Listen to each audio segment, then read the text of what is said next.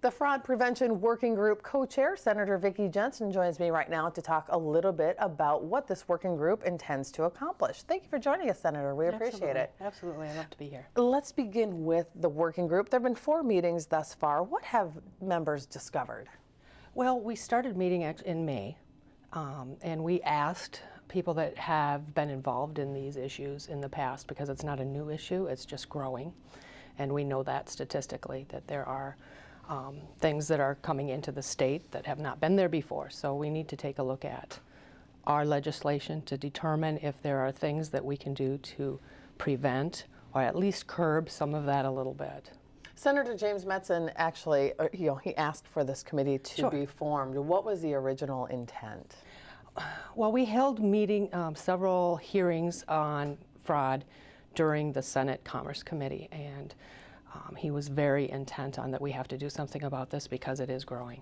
So he had tasked Senator Gazelka and myself, who is the minority lead, to co-chair a working group to take a look at insurance fraud in general, and to see if we could research it and come up with some alternatives, some way that we can come to a conclusion legislatively and report back to the committee.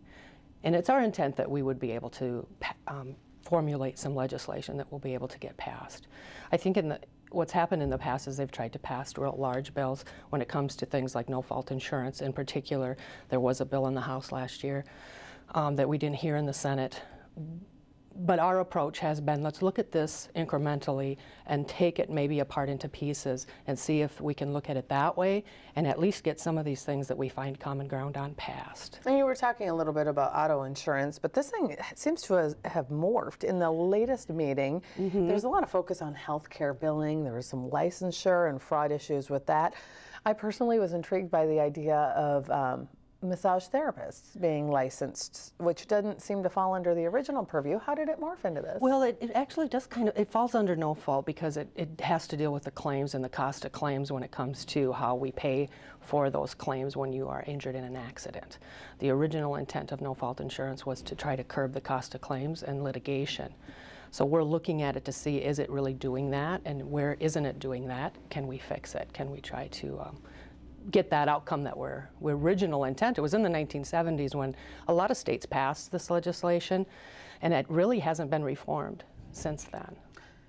When people come to the committee, to the working group with ideas, saying, well, there could be some fraud here, sniffing out potential fraud there, do you sift through the issues ahead of time, or do you essentially bring everybody to the table and then decide where to move forward? Well, the way that this worked is originally it was Senator Gazelka and myself talking to people that have been involved and trying to include more people that actually haven't come to the table before, and to include them.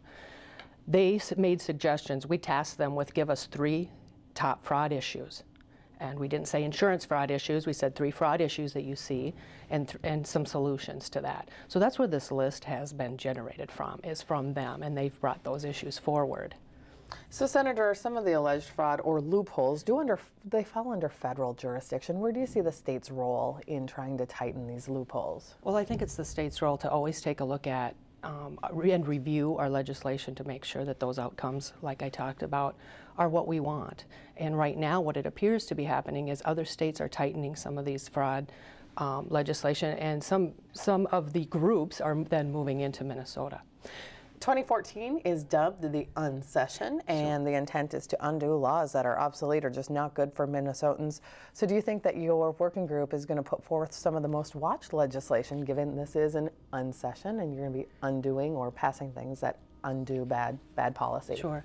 Well, we originally met with the Department of Commerce, so the departments are taking an active role in this too. And we included some conversation about if we do get some legislation that we would include some on-session ideas that come forth from the department.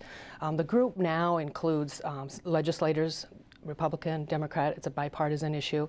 It includes some legislators that serve on the Public Safety Committee and on the Judiciary Committee. It was really important to us to make sure we look at all of those areas and not just regulation, but how are we going to implement, how are we going to investigate, and how are we going to prosecute. So all of those areas are included in what we're taking a look at. And it is a Senate working group. Is there any activity with the House? There is, and we have one House member that will be at the next meeting, and I'm hoping to get a couple more by the time we start formulating actual legislation.